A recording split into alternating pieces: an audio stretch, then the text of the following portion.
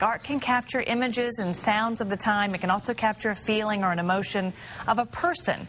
There are many moments in African-American history that can be captured through art as well. Joining us now is a resident artist of Arts Incubator, John Sutton III. And so I want to just, first of all, let our viewers experience some of the artwork that you've brought with us today. Let's talk about this one, because this one is really compelling. Sure. This is probably one of my most popular pieces. It's entitled The American Dream.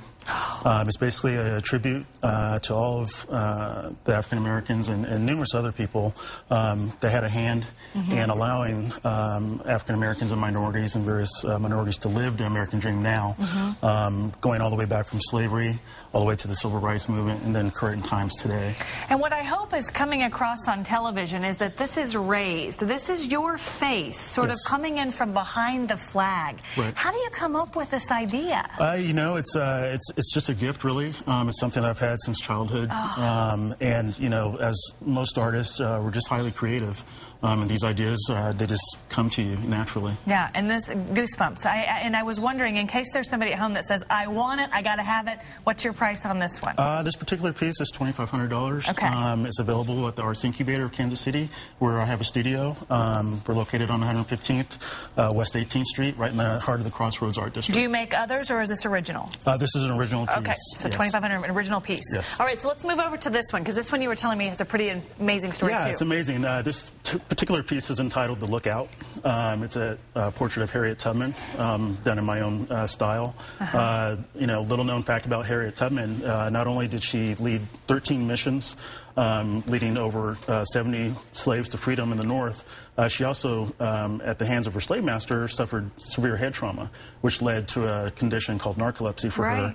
But also, as a result of that, that narcolepsy being somewhat of a negative, a positive thing was that she was able to experience very lucid dreams, which fueled her ambition and desire to want to help other slaves. And what's this one run? This particular piece is $750. Original again? Original again. Yes. Are all your pieces original? All original pieces that I do. Now, you had sent us some pictures of it, sir. We've got 5 photos. I'm just going to scroll through, and I want you to just tell me, what are we seeing here? I can maybe guess. Tell me about this one. This particular piece is entitled Jack Johnson. Jack Johnson was the first African-American heavyweight champion of the world. An interesting thing about this piece here is that in 1908, this particular fight had to take place in Sydney, Australia, because they would not sanction a fight here in the United States between an African-American and a white fighter. Okay, what's our next one? John, can you show us? Oh, there we go. Yeah, this is Muhammad Ali. What more can be said about him?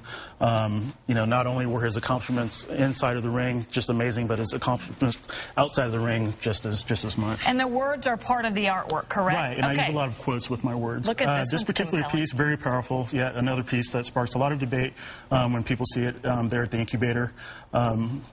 It's entitled The N-Word. There's a piece that was inspired actually from a niece of mine, but the piece really speaks for itself. Wow. Very powerful piece. Okay, the next one. Let's go through these kind of quickly. Yeah, and this is the banjo player. The banjo, a little known fact about that, it was actually an instrument that came from Africa and migrated here through slavery, and a lot of people don't realize that. But it has the banjo has a lot of roots in Africa. And then this last one here that you've sent us? Yeah, and obviously, with dealing with the types of subject matter that I do, Barack Obama, and like I said, we're living in history right now. And what's the size of this one?